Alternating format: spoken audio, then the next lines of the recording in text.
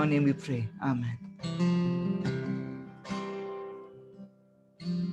There's a hallelujah, an everlasting song, a never-ending anthem we sing to you alone, resounding in the heavens and in our hearts today. How greatly we're forgiven, and how great will be your praise. There's a hallelujah. There's a hallelujah, an everlasting song, a never-ending anthem we sing to you alone, resounding in the heavens and in our hearts today.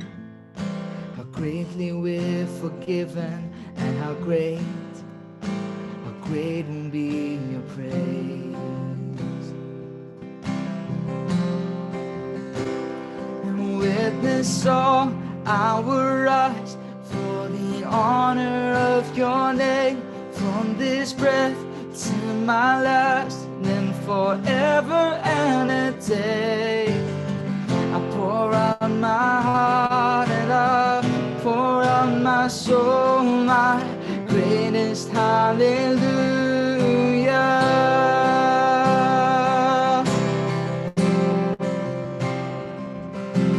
Alpha and Omega, beginning and the end, author of salvation, a father and a friend. You thunder and you whisper, your glory fills the skies. Worthy, you are worthy, let your name be lifted high. Worthy, you are worthy, let your name be lifted high. With this song I will rise for the honor of your name, from this breath to my last, and forever and a day. I pour out my heart and I pour out my soul, my greatest hallelujah. With this song I will rise for the honor of your name, from this breath to my last, then forever and a day. I pour out my heart and I pour out my soul, my greatest hallelujah.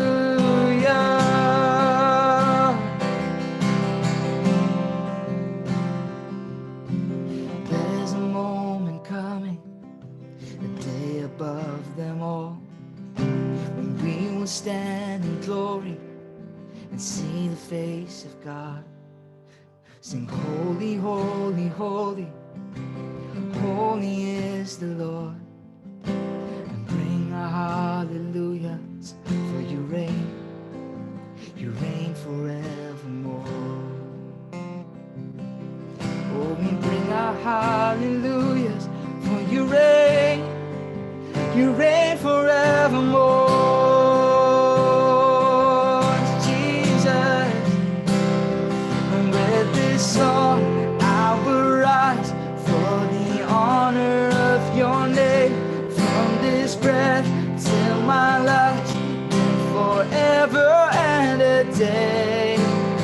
I pour out my heart and I pour out my soul, my greatest hallelujah.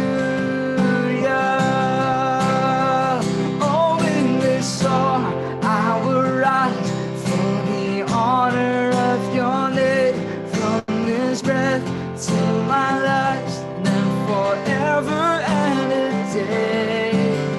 I pour out my heart and I pour out my soul, my greatest hallelujah.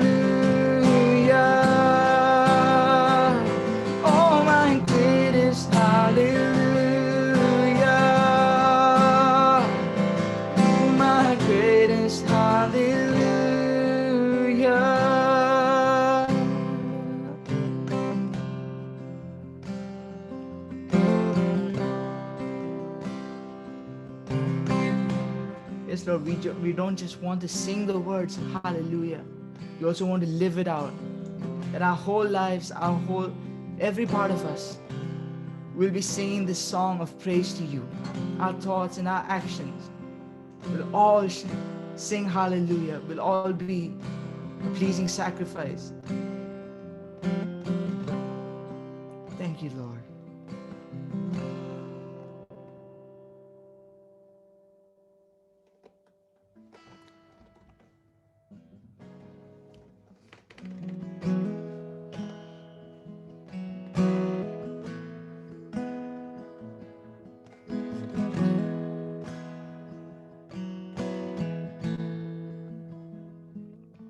In the darkness we were waiting, without hope, without light, till from heaven you came running. There was mercy in your eyes, to fulfill the law and prophets.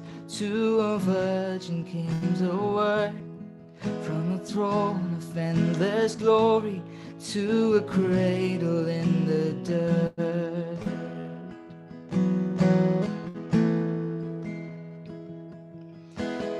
Praise the Father, praise the Son, praise the Spirit, three in one. God of glory, majesty, praise forever to the King of Kings, praise forever to the King of Kings.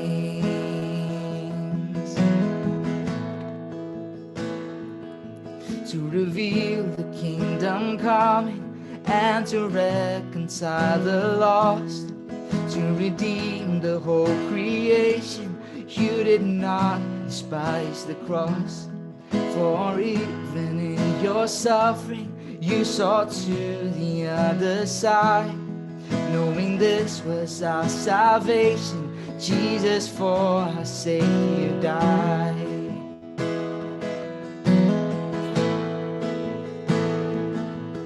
Oh, praise the Father, praise the Son, praise the Spirit, three in one. God of glory, majesty, praise forever to the King of Kings. So praise the Father, praise the Son, praise the Spirit, three in one. God of glory, majesty, praise forever to the King of Kings, praise forever to the King of Kings.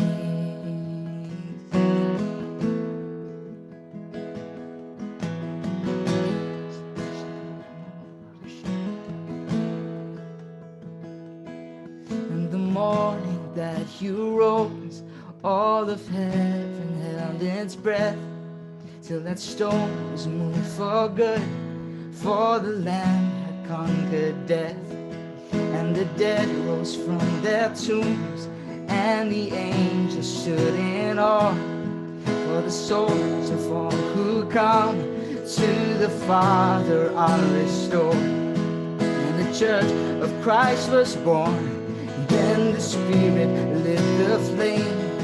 Now this gospel truth of old shall not need, shall not faint. By his blood and in his name, in his freedom I am free. And the love of Jesus Christ, who has resurrected me. Thank you, Lord.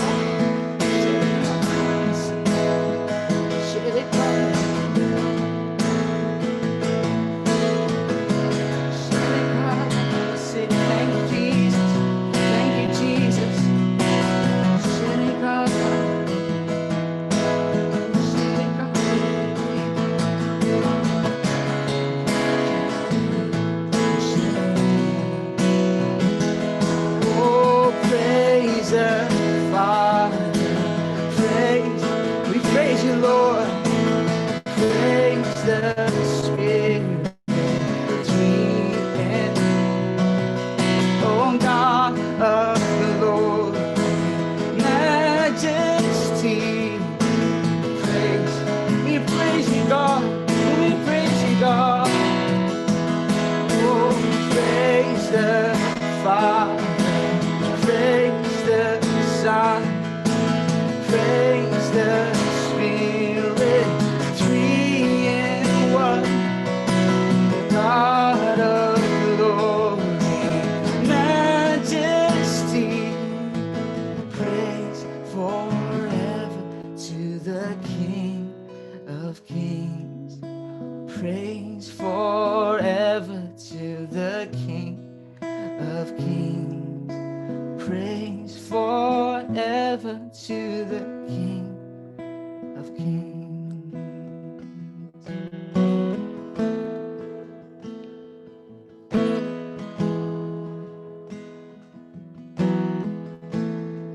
So here I am to worship. Here I am to bow down. Here I am to say that you're my God. You're altogether lovely, you're altogether worthy, altogether wonderful to me.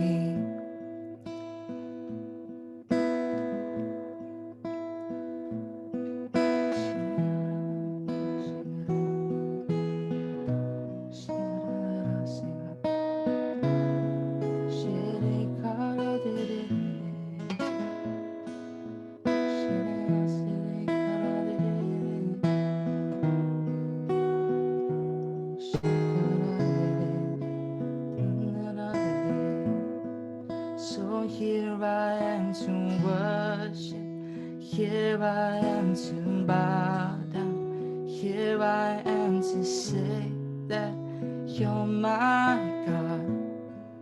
You're altogether lovely, and altogether worthy, altogether wonderful to me.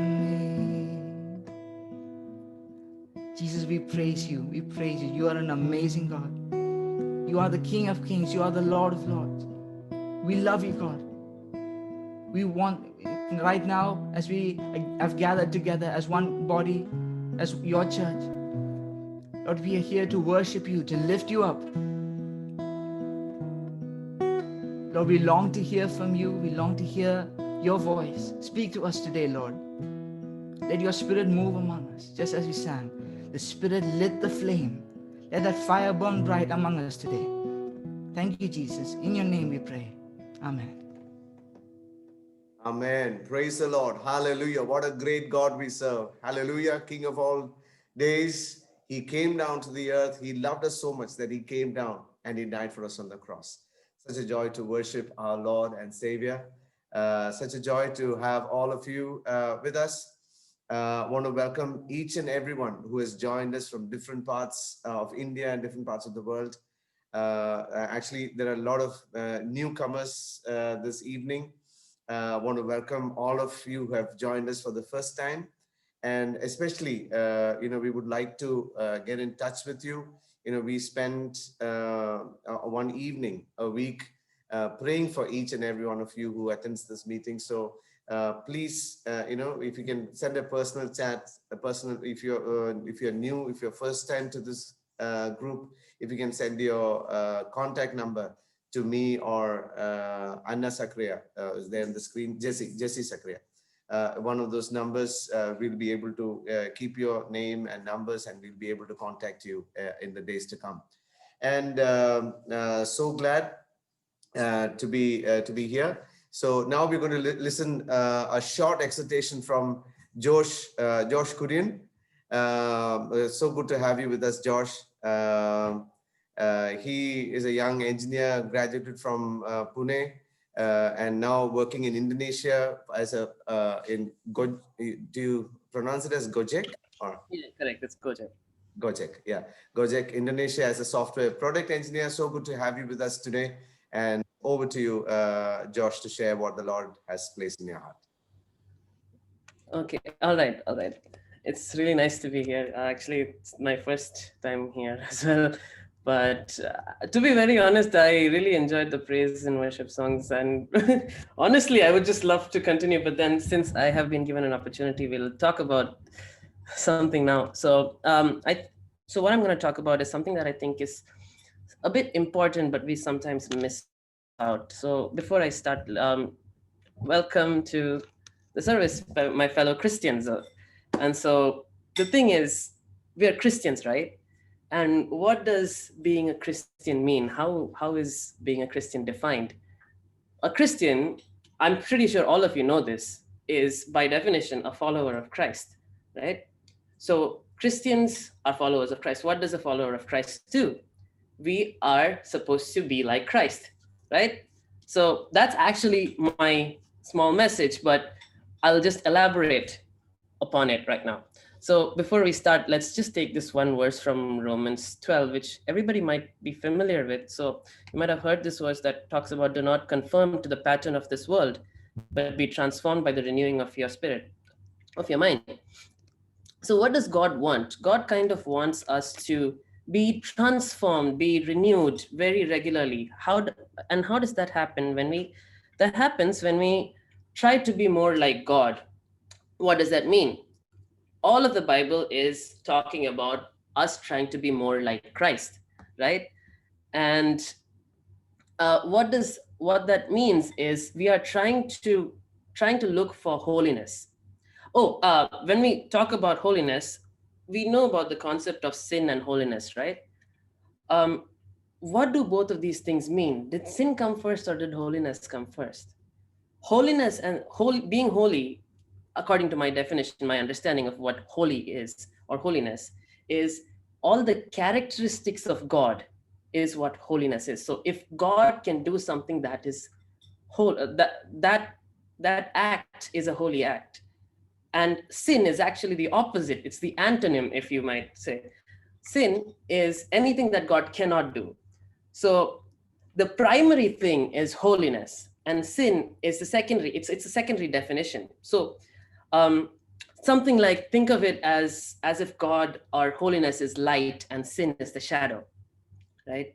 And if there is, shadow is defined by the absence of light. That's what a shadow is. So sin is basically the absence of holiness. Also, we know in the Bible we talk about sin cannot come near God. It's the same thing. Can you bring a shadow near a source of light?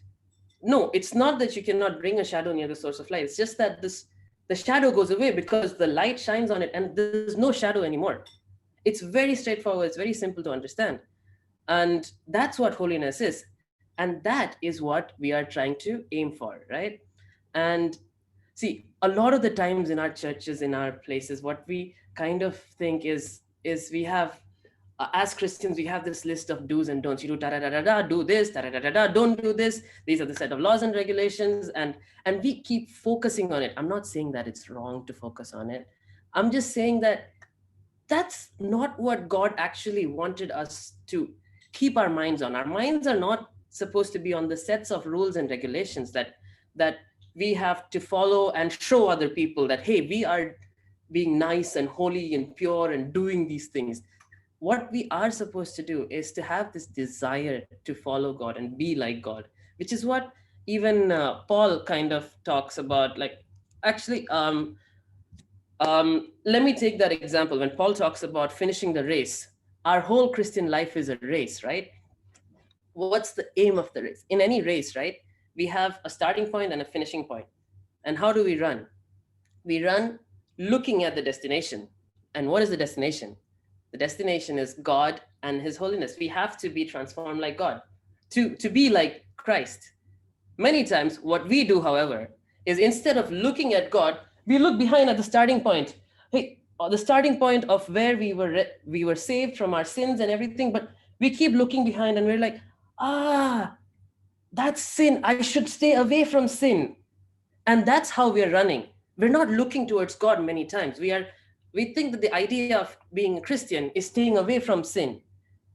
Here's the thing. We're humans. We might fall. Sure, we might fall and we might get bruised. but it's okay because our aim is God, and we can just get up and run to God again. The idea is not that we should be avoiding sin the whole time. The idea is we should be going towards God. It's just a change of priorities. We're going to do the same thing. The actions are in the end going to be the same. It's just a different way of looking at the same thing. So that was what my short message was supposed to be. But before I close, I'll just tell you a small testimony of my life as well, because I have a little bit of time. So like he mentioned, I studied engineering in Pune University, and I had done that. Yeah, that was like 7 8 years ago or something. So what happened was I chose the university. I chose the particular college because I was really adamant on wanting to study computer engineering. I really liked the subject and I really wanted it. But what happened was after a semester or two of studying, I started failing in a couple of subjects and I was starting to get frustrated. From in semester one, I failed one subject which I had taught a friend of mine. Then I thought that was just a fluke. And then, all right, fine, we can move on. But semester two, semester three, every semester, I started failing like crazy. And the thing is, in school, I used to be the student who would try to be first or second. I would try, I would never get it. I'd be second most of the time. But uh, but but then in college, suddenly I'm not able to even pass. And probably, I mean, quite a lot of it was my fault as well, in the sense that I probably did not work as much as I should have.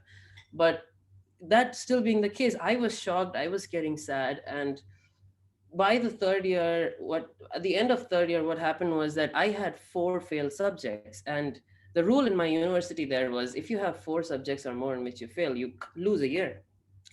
So basically what happened was, I just cared about I at that point, by the time I was in third year, I had given up hope. I lost trust in the system. I was like, nope, I don't care about the marks or anything anymore. I just want to know the technical know-how and just start working somewhere. But uh, this is a lost cause. I'm just not going to bother anymore. And in fact, one of the companies I had interned in at that time said, you know what, Josh, if you want, you can just come and work with us for 6 months during this time when you're literally sitting at home doing nothing. You can just come and work. And I actually wanted to go and work because I really did not want to sit at home and study or anything. I was so tired of this whole system. And I actually got, but my parents were very insistent on me trying to focus on studies again, and they prayed a lot. I mean, my mother prayed a lot more than anything else. And anyway, what happened was I did not go for the internship. I mean, I did not go for the job. And by God's grace, by the end of my 5th year, when all of my other friends had already started working for a year, and by the end of my 5th year, which is it's supposed to be my 4th year, right? But I studied for 5 years there. Uh, in the final result, the certificate, you can just read a first class. And I was amazed because the whole time I've been failing. And what's more amazing is that during this time, I actually got a job opportunity in this company where I am right now, where I was able to learn a lot technically. And interestingly, I had equal or greater the salary as well than most of my friends who passed in the first time in like normal students, and all of my peers. So it's really amazing how God changed this failure of mine. Where we have a verse that says, uh, God can God can change everything for those who love the Lord into good, right? And that is something that I have seen in my life, and I just wanted to share. And yes, with that, I'll close for tonight. Thank you so much, Josh, for the powerful testimony and also powerful word which you shared. You know, the whole perspective of running the race, because in Hebrews 12 and also in Hebrews 3, it clearly says that we have to fix our eyes on Jesus rather than what we left behind. We have to set our eyes on Jesus, who is the author and finisher of our faith. Thank you so much for encouraging us to, run our race with endurance. May God bless you as you are there in Indonesia in your work and your spirituality as well. And one thing which I want to take away from what Josh was just, I know many of the students are watching me, have joined us. See, many of you are in different parts of the world or different parts of India in different best universities. The thing is, see, sometimes, as Josh shared, we might lose a subject, we might fail, a year and all that. See, the primary calling for which God has called us is not to be successful in this world, but rather to be in His perfect will. Yeah, God has got, regardless of where we are, what we do, God has got a very specific purpose for each and every one of our lives, and He will mold us. He will use the circumstances to mold us into the people whom He wants us to be. He can give success. The material success for Him doesn't take a second. He can turn the tables just like that. But the character, the spiritual character, because it's only the suffering, as last week in one of the sessions we heard, only the suffering which will produce endurance. Last week Joel was sharing that, which will produce the character and which will give us the hope. So it's very essential as you are studying away from all that, as Josh shared, we should focus for holiness. At the same time, make sure that you're remaining in God's will, and God is using you, or you're allowing God to shape your life into His kingdom, into His likeness. Yeah, that is very important. So submit your life so that God's will be done. God's will happen. God's character will form in you, in the colleges, in the universities, and in the city, or wherever you are in. So let that be your prayer tonight. And thank you so much, Josh, for this powerful testimony and also the word which you shared. God bless you. Thank you. And we would like to move forward. We would like you to have you again with us whenever you have time. Please do join us. Thank you. And now it's time to, from this week, we are going to pray for the countries for all the students where they are coming from. Today, we are going to start from Armenia. Now, Noah, who's studying medicine there in Armenia, he's joining us. He will give us a short overview of the country and also the student life there. So that we can pray very focused, in a focused manner. Over to you, Noah. Yeah, hi. Firstly, I thank Pastor Gigi Uncle for giving me an opportunity. All right, Armenia.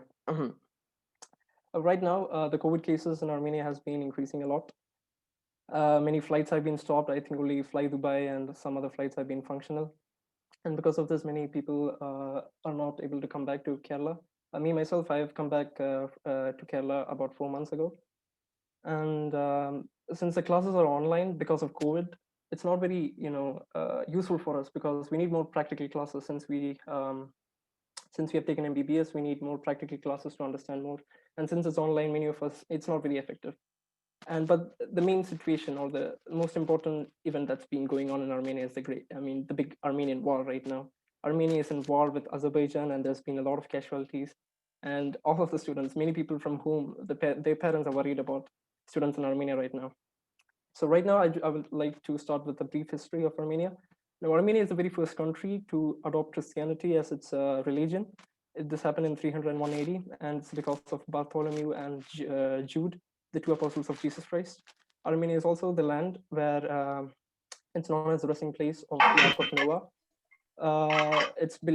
People believe that the ark was supposed to be the ark was anchored on the slopes of Ararat, and if you go to Armenia, you could see Ararat from probably all angles from the capital.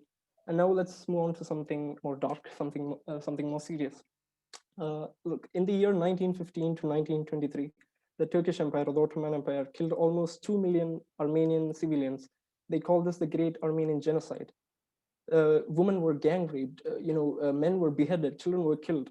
And Adolf Hitler followed the same process with killing all the Jews. They killed, Hitler killed almost 6 million Jews based on this. Why I'm speaking about the 1915 Armenian genocide is right now in Armenia on September 27th, Turkey, the same country which caused the Great Armenian Genocide, is helping Azerbaijan to attack Armenia to take back a land called Artsakh. It's just like the situation we have back home in India, just like the situation with Kashmir. But for the past 3 weeks, there has been battles going on in Armenia with Azerbaijan attacking many shops, many residential areas, many churches. Children have become motherless. Many people have lost their children, and refugees. Many hostels have been cleared in Armenia for the refugees to reside in, and especially for the churches. The people in Armenia used to reside in churches because they thought it would be safe. But the Azerbaijan army used to attack the churches. They used to make sure that these people didn't have a chance to be saved. This is a big, serious issue in Armenia right now. It's supposed to be impacting a lot of people around the world. It has attracted a lot of super countries like US and Russia. Russia has been in the situation, in this war, for almost 3 weeks now.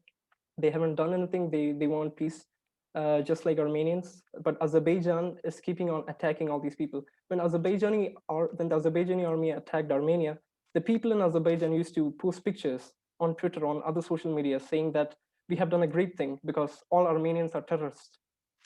The president of Turkey, who's called Erdogan, his name is Erdogan, and it's something which he said was, Armenia is a threat to our region. It's violent, and we need to eradicate Armenia as soon as possible.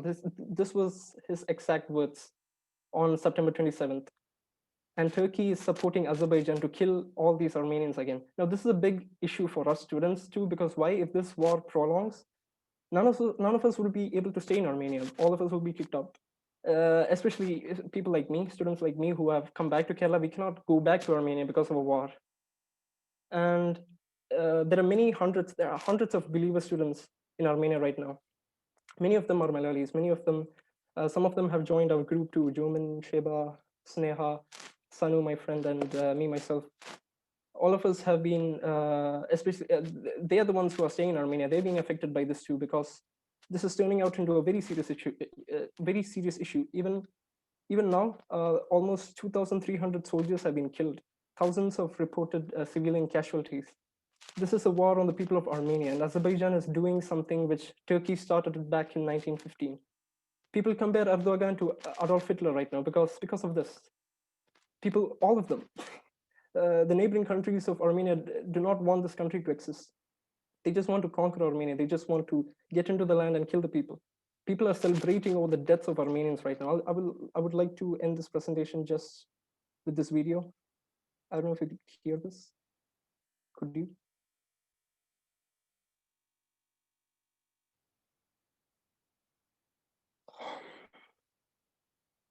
The war has been going for 3 weeks. There has been 2 peace treaties and 2 ceasefires, and Azerbaijan, Azerbaijan attacked Armenia twice during those peace treaties.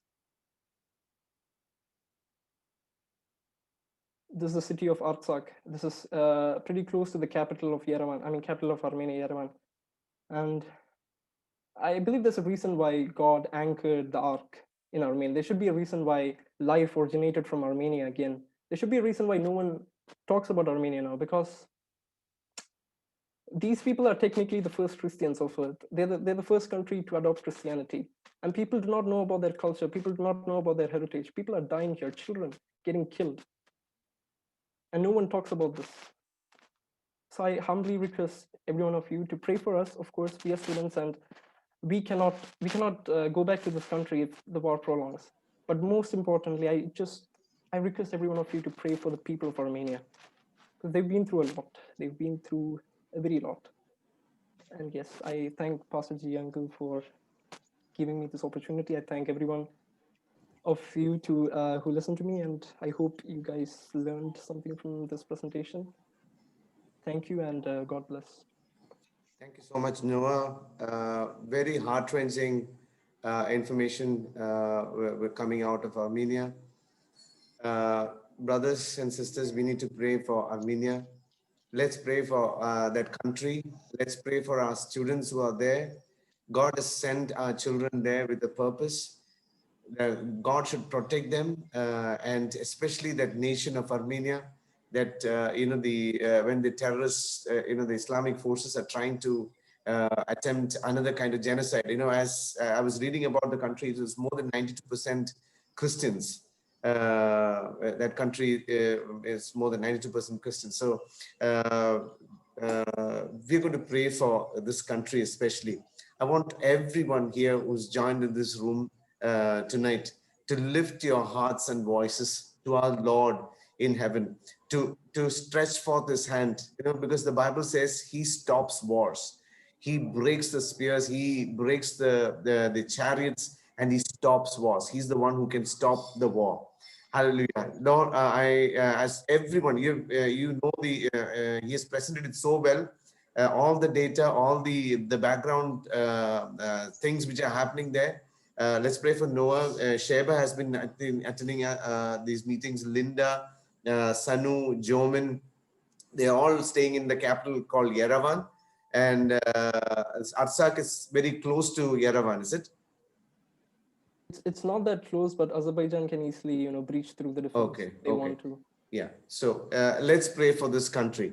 I request everyone in this room, hallelujah, let's start praying for this country. Let's pray for all the people in the country. Let's pray for a protection of the Lord over that country, that God will send his guardian angels over that place, that God will stop that war, stop that atrocities which are happening against the locals, all the inhuman things which are happening. Let's pray that God will intervene in the right time. Hallelujah. That God will stretch forth his hand and stop the war. And let's pray for the protection of all our dear and near ones who are there. Let's pray for our students who are studying there. If the war continues, they will not be able to continue their studies. They have spent a lot of money and efforts to go there and stay there and study. Let's pray that our God will protect them, protect their future, that they'll be able to complete their studies in the correct time, and that peace will reign and rule in that place. As we are all praying, I request Sister Sheila to lead us in prayer. Hallelujah, hallelujah, hallelujah, Lord, hallelujah, Lord Jesus. We thank you, Father. You're right here with us right now, Lord Jesus. You've been hearing, Lord, all that is happening in Armenia, Lord Jesus. These are your people, Lord, who are there suffering, Father God. And even as we heard, it's one of the first countries that came to know you, and the Ark of Noah rested there, Lord Jesus. Surely, Lord God, your eyes and your ears are inclined to the cries of your people, Lord Jesus. Father God, you are our Prince of Peace, Lord Jesus. Who else do we have but you to cry out to, Father God? We pray, Jesus, that you'll have mercy on these people, Lord, who are suffering, Lord God. Your divine intervention, we ask, Lord, in this matter, Lord Jesus, that peace will reign, Lord God. Supernatural peace will reign, Lord God. You will bring forth, Lord, your angels to cover your people, Lord Jesus, and protect them, Lord God. You will bring wisdom about the rulers of this nation, Lord God. Father, they will understand, Lord, the uselessness of this war, Lord Jesus, and we pray peace upon this land, upon your children, especially, Lord, upon all our Indian children over there also, Lord, who have gone there for their studies, for their future, Lord God, for their education, Lord Jesus. We pray your protection and your covering upon all of them, Lord Jesus. Lord, you meet their needs, especially in this crisis situation, Lord God.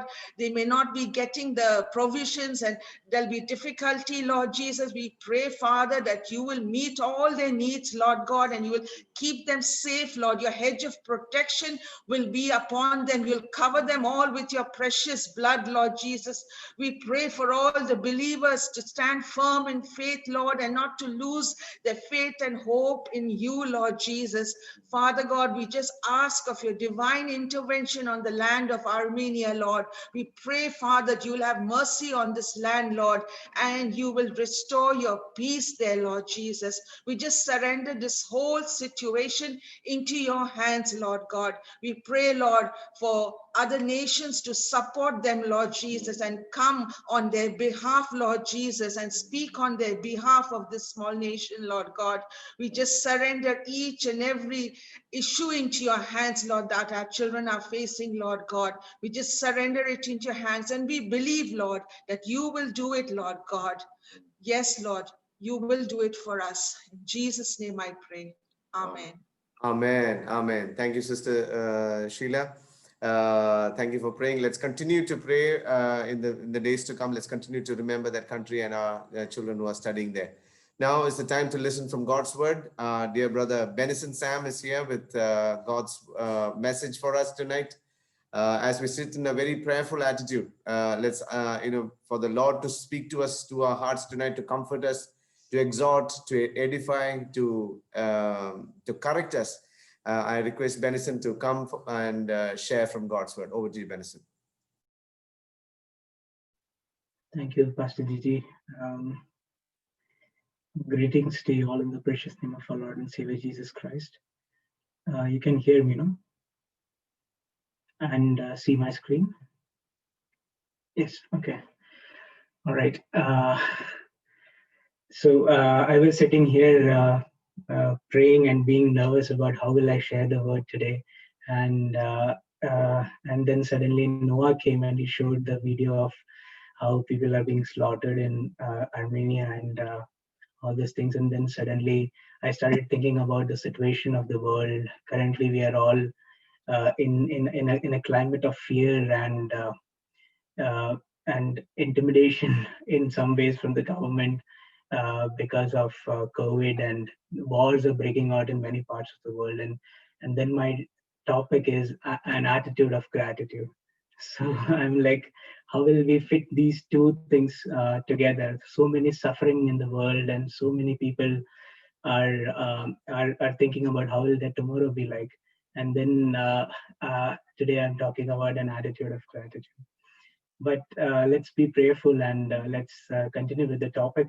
And there are many things which I'm going to show you today, which it is not as if these things are not known to you. Most of us are Christians, most of us are youngsters. We have been hearing these things, and even the secular culture keeps saying about an attitude of gratitude. There are so many books written about this, right? And but we will see a Christian way, a Christian attitude of gratitude, right? And I'm not going to refer to any of these secular ideas of we should live our happiness with thankfulness to the nature, thankfulness to the universe, thankfulness for people around us, and all the good things that we get and all that.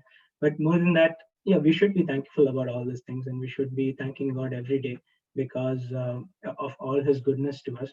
But more than that, there is a certain attitude a Christian should have, and attitude for gratitude, and that attitude we are going to talk about today. So the word attitude, today's culture, it's more of a secular culture, and everybody has their own meaning. So we need to first establish the terms, right? So that is why I'm just bringing up some dictionary terms. A settled way of thinking or feeling about something, right? And what do we just a minute. Yeah. And what is gratitude? Gratitude is a quality of being thankful, readiness to show appreciation for and to return kindness. So this is the general dictionary meaning of gratitude, right? So why should we have gratitude? Why should we have a thankfulness, a quality or an attitude of thankfulness in our heart, especially to God, right? So what Psalms says is, it is a good thing to give thanks unto the Lord and to sing praises unto thy name, O Most High. So it is a good thing to give thanks. So there are so many disputes that come up, like, why should I be thankful because of this. But everything that happens in our life, be it whatever, it is by the plan and purpose of God. And God has put us in a certain place, in a certain situation. He has given us whatever we have. And so it is always a good thing to thank God, right? And the other reason is to thank God is good. Whatever you say, whatever situation you are in, we are going through so many problems, and it is as if in last few months the problems of the world have multiplied by, I don't know, 20, 30 times. but still God is good, and that reason should be enough for us to thank God, right? And then Bible says that in all things give thanks to God. In all things give thanks to God. So in Ephesians 5:20 we read that giving thanks always for all things to God the Father in the name of our Lord Jesus Christ. Bless the Lord of my soul and forget not all his benefits, right? So we should be always having a thankful heart. There is another way, another this thing, all right? We should have a lips which brings for thanks to God, which should always bring for thanks to God. So I know that we listen to all these songs and we sing songs of thankfulness, and we keep singing these songs, and we remember God in our heart and we thank. Sometimes we sing the song just for the tune, but sometimes we need to remember all the good things that He has done in our life, and we should give thanks to Him. David Bass was a man of gratitude. We know David and we have seen his life, and we have read most of his Psalms and his life in the historical books, right? So David was a man of gratitude, and he thanked God for various different things. I have listed out a few of those things. He thanked God for God's righteousness. He thanked God for God is good. He thanked God for God's steadfast love. He also thanked God for God's deliverance and his salvation. Also, David prayed a lot of times, a lot of prayers in his distress, and God answered to his prayers. And he blessed God and thanked God for all his answered prayers. He thanked God for all his tender mercies. Right? There are certain things when we look back on our life and when we clearly analyze it, there are certain things for which we don't even pray for. Right? We just think about it, and we just maybe wish. I wish if it were so and so, or I wish I had this and this, or I wish this would have happened to so and so person, right? And all the good desires of our heart, God keeps a tab on it, and He actually does that. Sometimes when you actually notice these things happen, and for those things there's so many things in our life which we take for granted, but God asks us to have an attitude of gratitude. This attitude kind of humbles us. It humbles us to our core, and it gives us a different viewpoint, an open mind to see things in a different way. And how did David give thanks to the Lord? Right? So he gave thanks with his whole heart. With his complete heart, he gave thanks to God. And with songs of praise, David, we know that he has written so many songs, and he used to write songs to all these choir masters who used to sing in the temple, and to all these music teams and music leaders. He himself used to sometimes lead the worship, but he used to write songs from his heart, from his own experience, and he used to give it to all these music groups. And those people would sing the songs of thankfulness and the goodness of the Lord, which David has written. There is another way David looks at giving thanks to God. He says that give thanks to God in front of other people, in front of nations. So I see from my experience, I'm saying that we all, some of us are working, right? And we are working in organizations. And if some good thing happened to us, we thank our bosses and we thank our mentors, and we go about in a very professional way, kind of removing God out of it. But it would be good once in a while, I would say always, to give thanks to God, saying God has given me this, and to proclaim his name in front of your colleagues, in front of your friends. So for example, if you're passing and if you're getting good scores in your classes, right? When your friends come and ask you, how did you do it? You should say, it is God. He enables me to do things, and I thank him. And these way, when you speak, when you start showing this attitude and thankfulness to God, this actually opens door for many to come and ask about God from you and to know the truth about God from you. David says thank God in front of his enemies, and thank God in front of authorities, in front of strangers, in front of Gentiles. Like for example, if we are talking to somebody in the supermarket, for example, right, and we are trying to have a conversation, if there is something to be thankful, just thank God in front of them, right? And they will see that, and they will know that you are children of God. When you thank, it doesn't take a lot to thank God. you can thank God in normal conversations, and you can show that you are grateful to God for being so merciful, for being so kind, for being so loving, for being so good in your life, right? And the last and final is thank God in the midst of the assembly, in the congregation of saints. So in front of all our fellow believers, in front of all our fellow saints, we should be more than confident to lift our voice and thank God, to, to praise Him with an open heart, right? There are many reasons to thank God. God provides for us all our needs. He thinks about us. His thoughts are more than the grains of sand. He has thought about us. Every basic fiber of us, He has thought about us.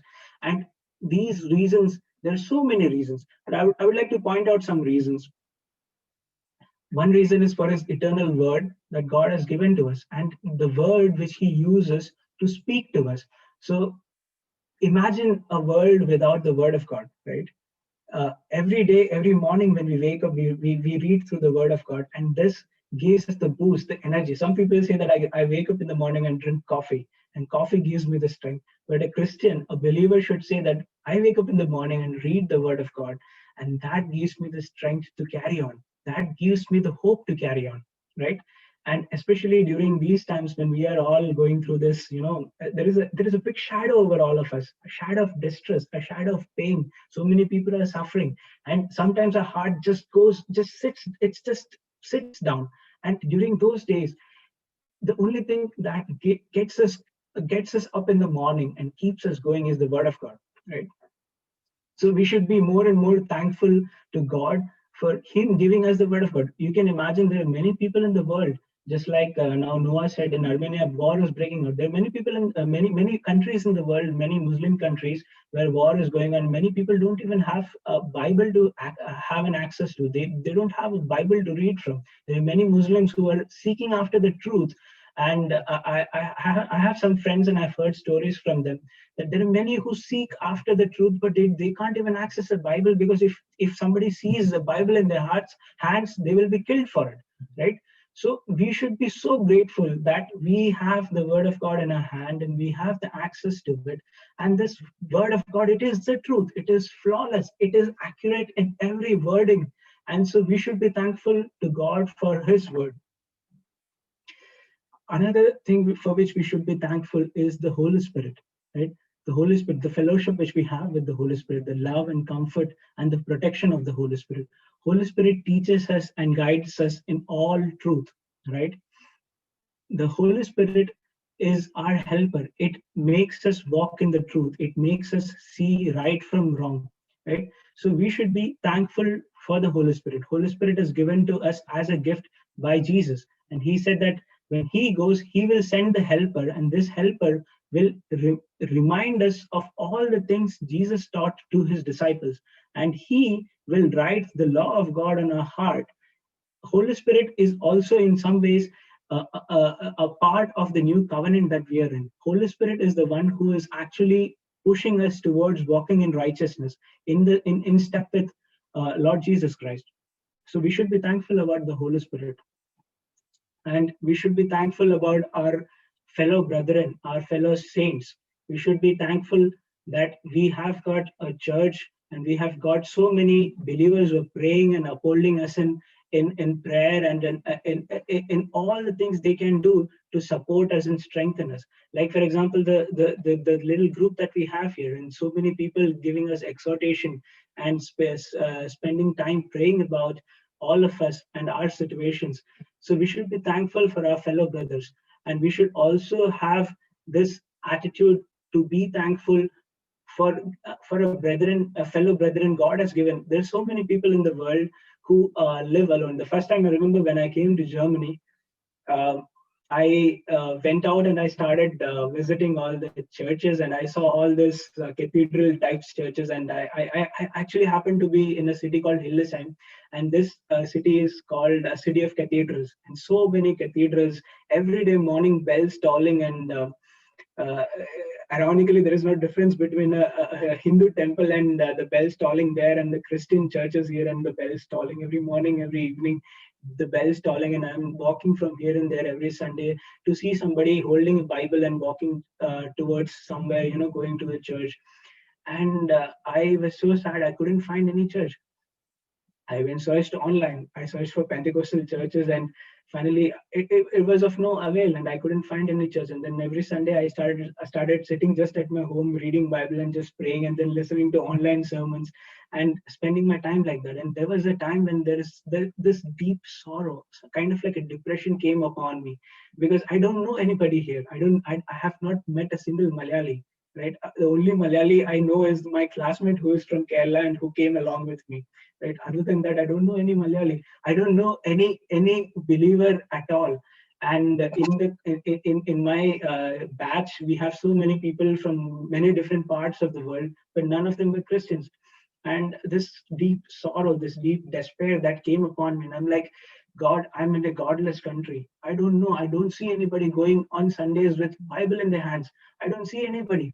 And in this big university of around 2,500 students, I don't see anybody who seeks after God. What is this country, Lord?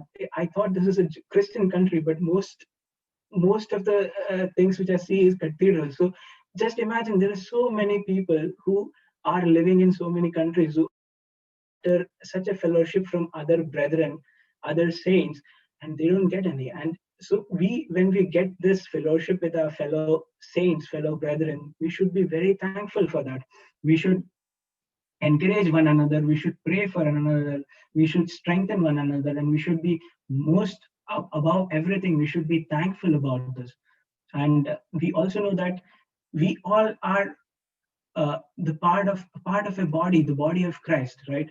And so each and every one of us has a function. And if we are separated in a way from our fellow brethren, then that kind of hinders us our growth also. So we should be in step with a very good fellowship, a healthy fellowship with our fellow brethren. And if we are getting that, we should be thankful for that, God. And other than that, we should be thankful for our family, our parents, our brothers and sisters. And for those of you who are married, we should be thankful for our spouses, our husband, wives. And if you have children, we should be thankful for children, because all this are gifts from God. Every situation, the way you were born, the country you were born, the family in which you were born, everything was decided by God. It was not of your choosing. You coming to this world is not from your own choice. You going out of this world is also not from your own choice. There are many choices you get to make in this world, but there are certain things which God gives you de facto, and you should be thankful about those things. If you have a loving family, you should be thankful about those things, right? And if you have good children, children are a gift of God, and so you should be thankful about these things. There are many other points, and there are many things, right? We should be thankful about God's faithfulness. We should be thankful about His goodness. We should be thankful about His mercy. We should be thankful about His unfailing love, right? We have heard so many sermons about thankfulness that it sometimes gets so boring for us that, okay, thank, but our hearts should never be tired of thanking God for all His amazing things, right? He gives us so many things. Like from our experience in Germany, I would like to share a small short testimony, and then I would like to get to the main points which I wanted to discuss today.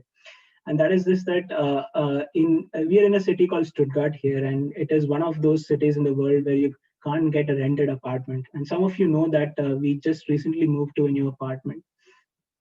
And when we were we went so many places. It was really exhausting. We went so many places finding apartments. And if we get new apartments, and if for some reason, since we are foreigners, if people don't trust and they don't give apartments. And if there is that apartment, if we could arrange a visit to an apartment, it would be like really rare. After searching through 200 or 300 listings, we would finally land on a visit, and then we go and visit, and then we don't get an apartment. So this went on like 9 to 10 months. And then suddenly, and during these times, we were very sad, because we were staying with another person, a German person, and it was no problem there. But then it is always good for us to have an apartment of our own. How long will we stay with some person, right? and it is also near to our job places, because we were traveling like 1.5 hours and more than that, one side to our job places, and my wife for her study place. And so we were having this real bad time, and we were praying to God. And during this time, I used to talk to Blaze, and I used to say, even if you move to an apartment, we don't have anything. We don't have utensils. We don't have furnitures. We don't have anything. We will have to go there, and we'll have to save every month a little by little, and we have to buy things. And so we kind of thought about this. And then this woman with whom we were staying, she was a godly woman. She would always say, don't worry, God will give you an apartment in his right time. He will give you one. And he is so faithful. Don't worry about it. Just be happy with what you have and thank God for all his mercies, all his goodness in your life. And we all used to pray. The church which we go here, they also used to pray for us. And they also, some days they just saw our face when we are in worship, and they would be like, we know that you are so downcast right now, but we know what the reason is also. It's an apartment, and you want an apartment, and we know that, and we are praying for you. Don't worry, God will do this on his right time. And then it happened that we came to this apartment for the visit, and we saw this listing on advertisement, and it was some name, and we were like, and that person didn't reply. And usually Germans, they reply the very next day when you apply for a visit for an apartment. But this apartment, the guys, the owners, they replied us after 3 or 4 days. And we were like not that interested, because we were so much tired of going everywhere and getting rejections for apartment, that we were like, I told Blaze, there is no point. Every time I'm spending so much money just to buy the ticket and go till there and get rejected and come back home. Let's not go for this. And Blaze was like, okay, let's just give a try for this one. Okay, we will just give it a try. You come with me. Don't expect anything. Just come, just sit. And every time we would dress really good, and wear a coat and tie and everything, and we would go just to impress the our future owners, right, landlords, or the house owners, or whatever you say, right? And this time I was like, I'm not going to do all that. I'm tired of all this. And Blaze was like, just wear a t-shirt and jeans and come. And I just wore a t-shirt and jeans, and she also wore something, and we just went there. And we came here, and we saw this family. They were Koreans. We thought they were Chinese, but when we spoke with them, came to know that they were Koreans. And then we started talking to them and found out that they were a pastor and family. No way we could have ever assumed or imagined that they would be a pastor and family. And eventually, by talking to them, we realized they told to us that they were seeing so many people from last few almost 40 young couples from last few weeks, and they were not interested in any of them, because if they are Christians, they're not married, and either they're not Christians, or if they're Christians, they're not married. And they wanted a Christian married couple, and they were not getting anybody. And they were saying that they went through 40 different applications, and they still selected no one. And then suddenly we happened to be here, and they asked us about our background, and we said that we are married and we're Christians, and our parents are also Christians. And they were suddenly so happy, so awestruck, and it was just few months left for them to go back to Korea. And they said that, okay, this is really an answer of our prayers from God. And it happened. We were just getting so sad that we're not getting anybody to rent our apartment to, and suddenly God sends a nice Christian couple to us. And we were like, it is also an answer to our prayers, because so God answered their prayers, our house owners' prayers, and also mine and Blaze's prayers together. And this is how God works. Another thing in this which happened is a bonus for us, right? And we remember I telling you that I was talking to Blaze, and how will we manage all this furniture and all that. They were in a very big despair that they will have to throw away all their furniture and all the things they gathered here. They were missionaries from last 40 years, and they have gathered all these things, and they had children who got married, and all their things also, including stationery, everything. And they were so much in distress that they will have to give it all away, because usually in Germany, if you give an apartment to somebody, you give it empty.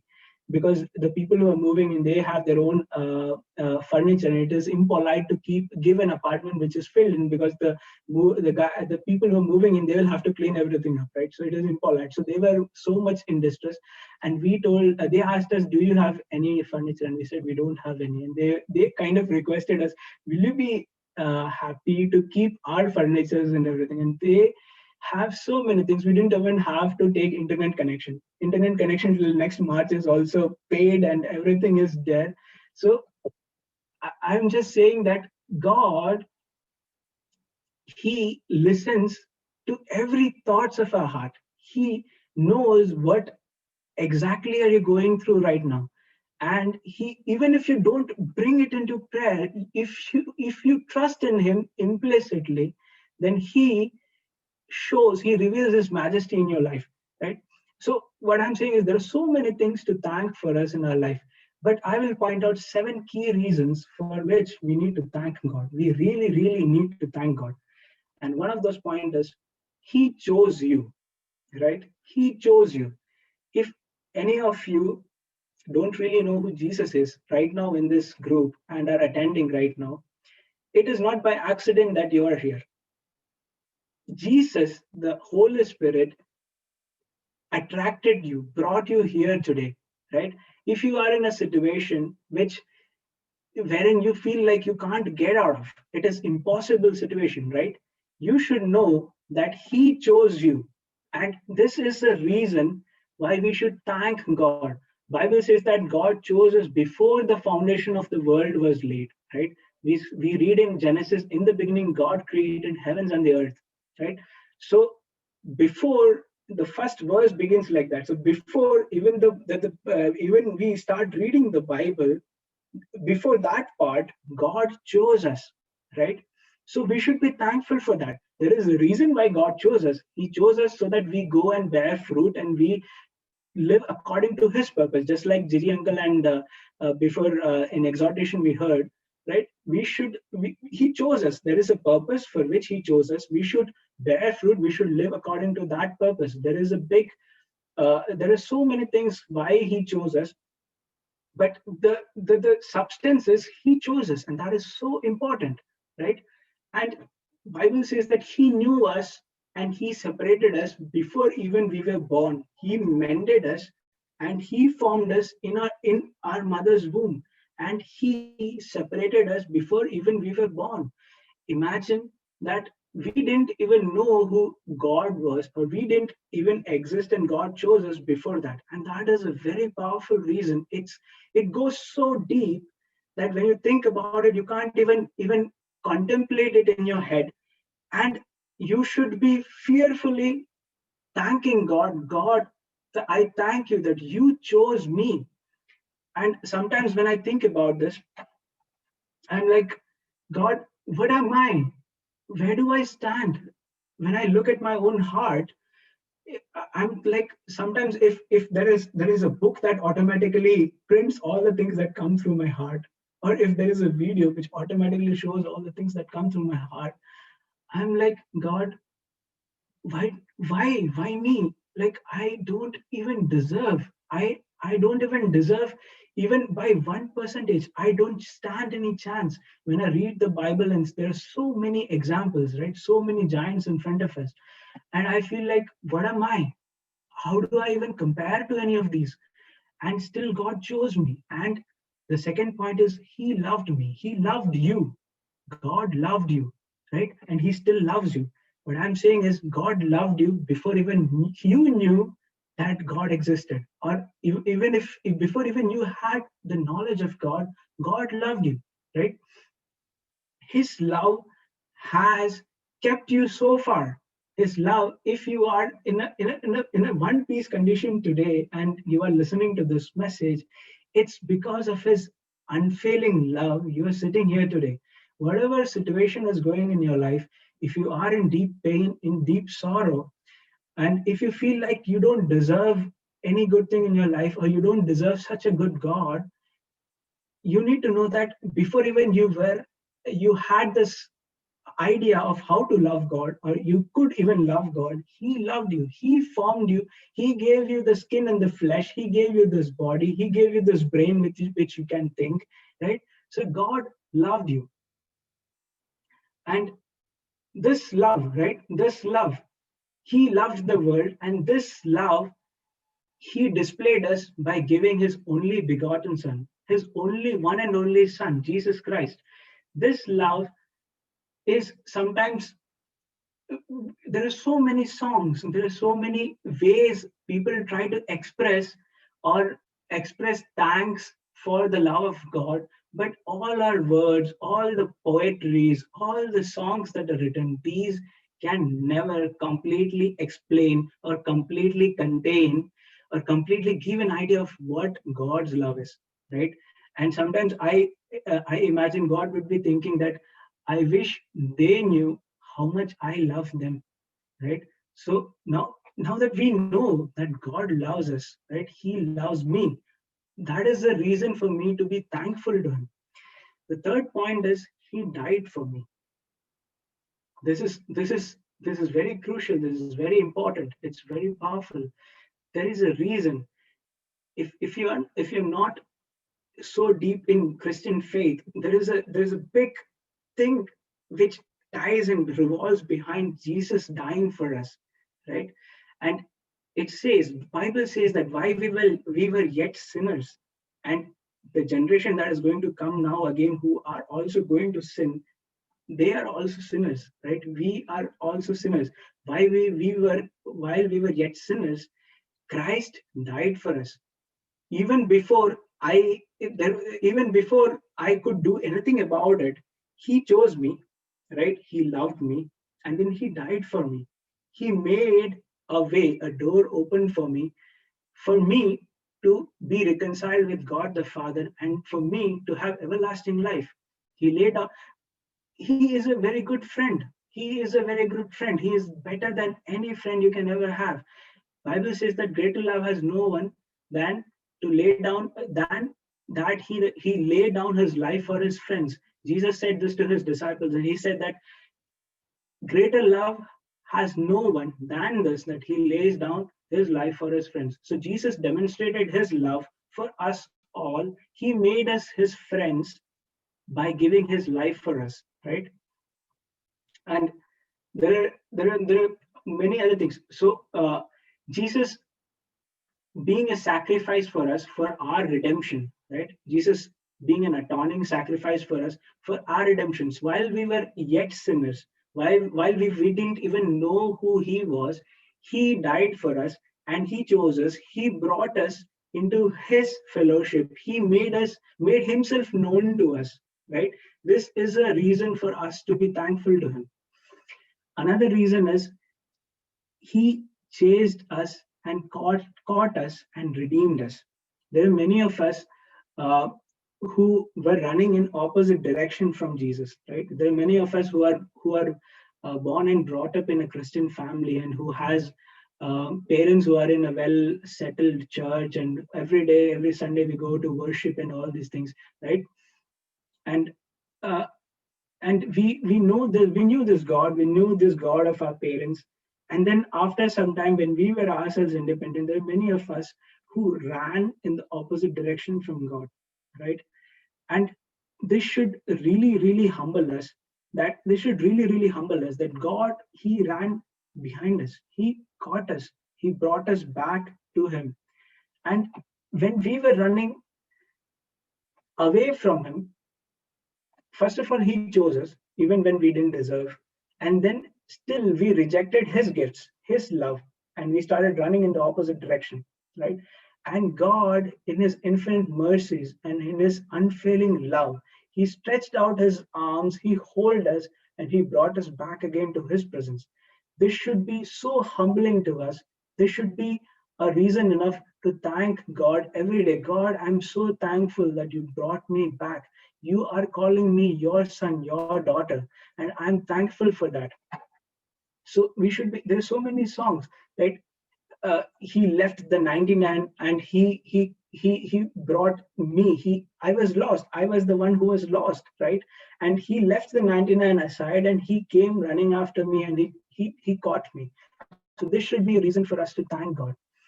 Another reason is he sanctified you. After he caught you, he caught in his grasp of love, he sanctified us. He is the one who separates us from the world. We are not part of the world, right? We are supposed to be separate from the world, and he is the one who sanctifies us. He is the one who separates us. He is the one who gives us the strength to live a holy and righteous life, right? So we should be thankful to God that he gave us this sanctification. And the next reason for us to thank God is he promised that he will be with us. Jesus said that I'll be with you till the end of the age, right? He said that he will never leave us. He will never forsake us. He will never abandon us. He will never leave us on the road, right? So we have this confidence and we have this assurance that Jesus is with us always. Whatever our situation is, wherever we are, whatever we are going through, he is with us. So we should have this assurance in our heart, and we should be thankful for that assurance in our heart that Jesus is with us. And then he said that he promised that he is coming back soon and he will take us back home, right? This is such a blessed hope of us, right? He is coming back, and he's coming back soon. We see all these wars, this great pestilence, this pandemic, and all the things that are going on in the world, just like Jesus said. And we see his coming so near and his promise so near being fulfilled. And because of this promise of his, we should be thankful to him. Jesus is coming back soon, brothers and sisters, and we should always keep this in our mind. And we should always have this attitude. We should always be thankful to God for his promise of coming back and taking us back home, and also share this news with many other people who are among us, right? So what did we see today? We saw 7 different points for which we should be thankful to God. First, he chose us, he loved us, he died for us, he chased us, and he called us, and he then redeemed us, and then he sanctified us. He promised to be with us till the end of the age. He is always with us. And then he also promised that he is going to come back again and he is going to take us back home. So let us all, for a moment, just let this message sink in us and have this attitude of gratitude. There are so many things for which we can thank God, but there are so many important things for which, irrespective of our situation, irrespective of where we are, we should be thanking God. Let us all close our eyes for a moment, and let us all start thanking God and praising God in our heart, and give him the praise and thanks in your heart, because he is so good, because of his goodness, because of his mercies, because of his faithfulness. While I'm ending here, Joshua will sing a song, and then Pastor will end. I hope this message has been a blessing to all of you. Let us all keep praying, and Joshua will start with the song.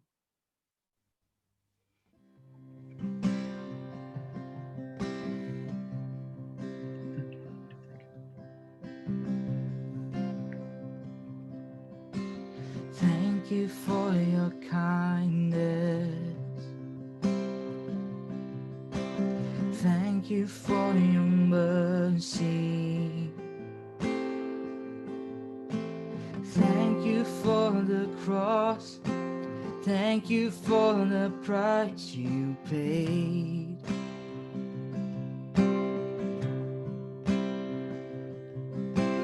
Thank you for salvation. Thank you for unending grace. Thank you for your hope. Thank you for this life you give.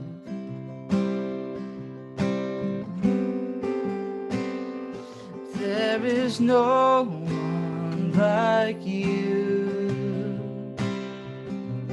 There is no one like you, God. All my hope is in you.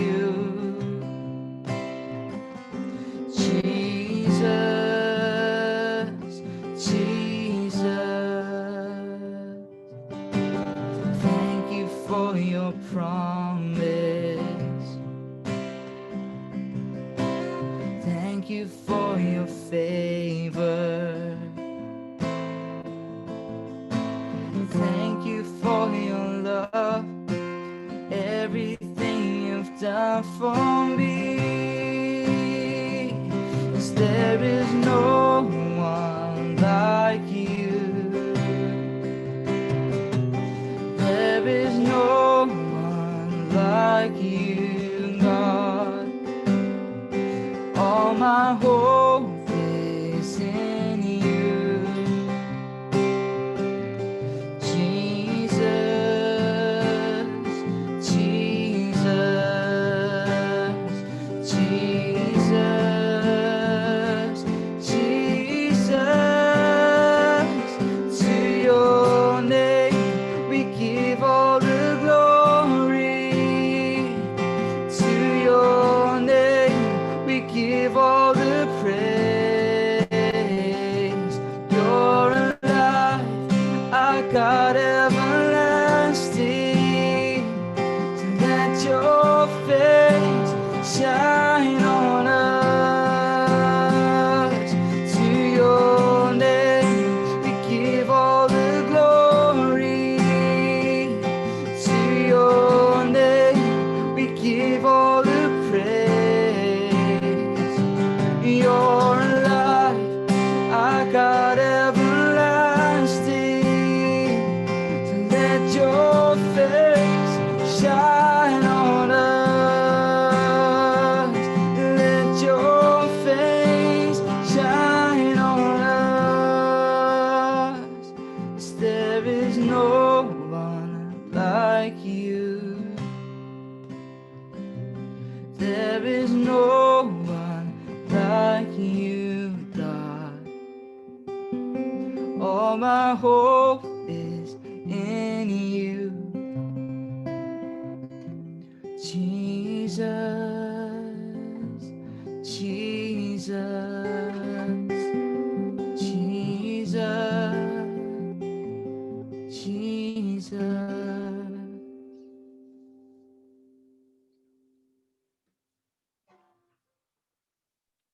Thank you so much, Benson, for that powerful message, and also Joshua for the song, for reminding us to be thankful, to always have an attitude of gratitude.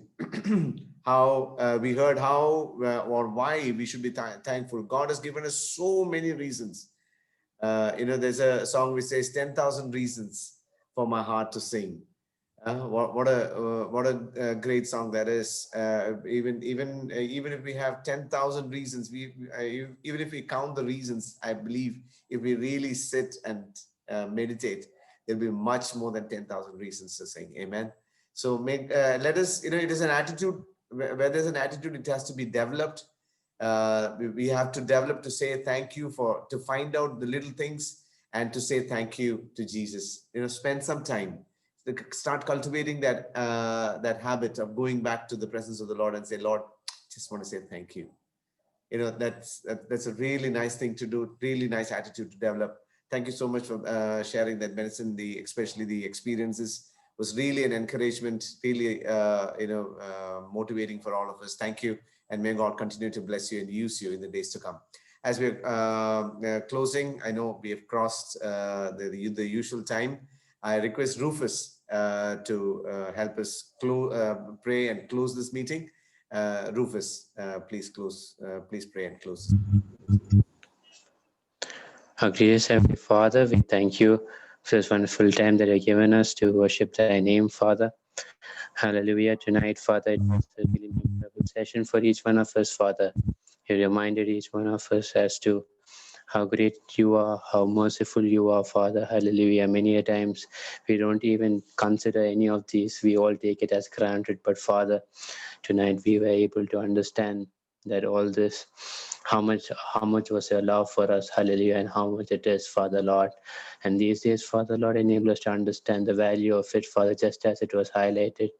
But sin, Father, hallelujah, that's really hard for many people to even find a congregation, Father.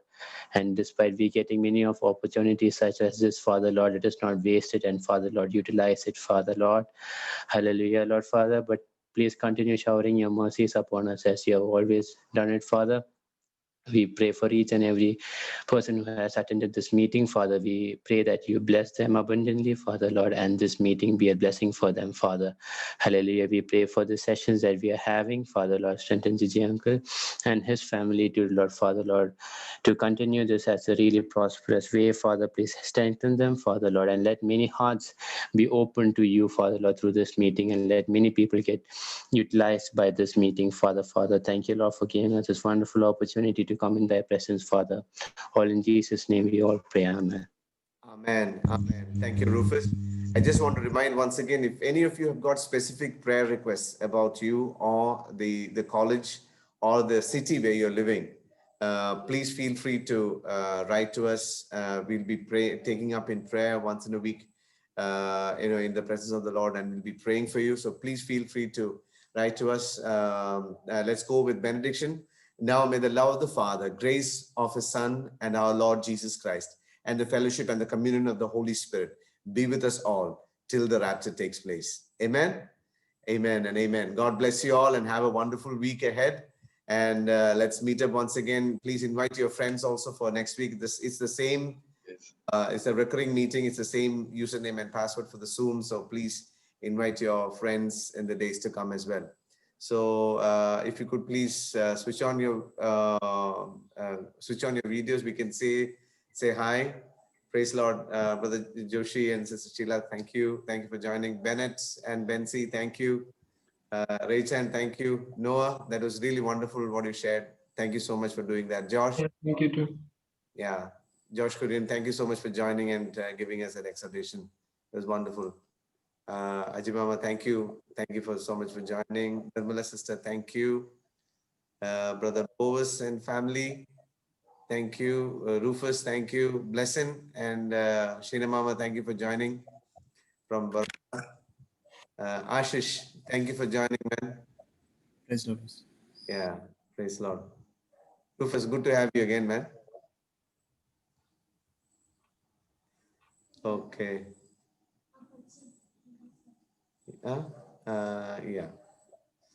Yeah. Once again, Benison, it was a really powerful message, Benison. Thank you so much for sharing from your We were taking so much personal. No, it was not. Praying for that Armenia, it was really heart touching. And I thought we had to pray for that. So we took some time there. So that's okay. Yeah. Right. Thank you, Pastor. Yeah. Thank you so much. Yeah. Yeah. Anu, thank you so much for joining. God bless. Yeah. Okay. So, Sister Nirmala, have we met before? I think we are meeting for the first time. Oh, your friend. Your friend. Yeah. I'm Ajit Kurian's friend. Okay. Thank you. We two prayed together, so she also joined with me. Okay. Thank you so much for joining, Sister Nirmala. Thank you so much. Thank you. Thank you for joining. Please do pray for these meetings as well. Whenever you are able, please join. Yes, sure. Yeah. Thank you. Yeah. Huh? Yeah. Brother Bovis and family, have we met before?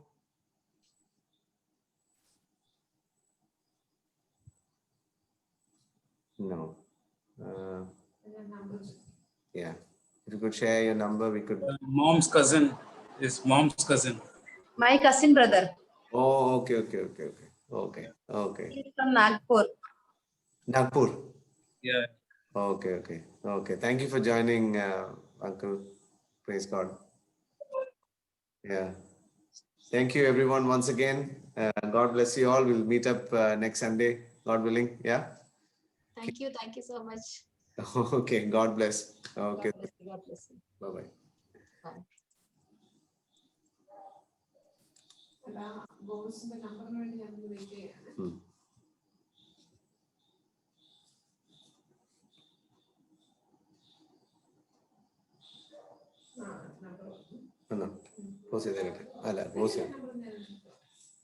Joshua. All new songs. That is really touching. Nice song. You are muted. രണ്ടാമത്തെ ഭയങ്കര ദേവശാന്തി എനിക്ക് ഇവിടെ Yeah, yeah, yeah. Yeah, it was really, really touching. Yeah. അവസാനം പാടിയത് actually apparently it's A very old song. Really? ഞാൻ I was thinking of another song, thank you എന്ന് ഓർത്ത് പാടാൻ. പിന്നെ അത് നോക്കിയപ്പം ദാണ്ട് എൻ്റെ അപ്പുറത്ത് ഇത് ഈ ലിസ്റ്റിൽ ഒരു ലിസ്റ്റിൽ ഇത് കിടപ്പുണ്ടായിരുന്നു. അപ്പം ഞാൻ നോക്കിയപ്പോൾ ദിസ് ഫിറ്റ് മച്ച് ബെറ്റർ. പറഞ്ഞ എല്ലാ പോയിന്റ്സും ഇതിനകത്ത് വന്നു. ലിസ്റ്റ് പോലെ ഇങ്ങനെ വന്നു. ജോയിലൊന്നും ജോയിൻ ചെയ്തില്ല എന്ന് തോന്നുന്നേ. ഉണ്ടായിരുന്നു, പോയെന്ന് തോന്നുന്നു. ഉണ്ടായിരുന്നു. Oh, you are still recording.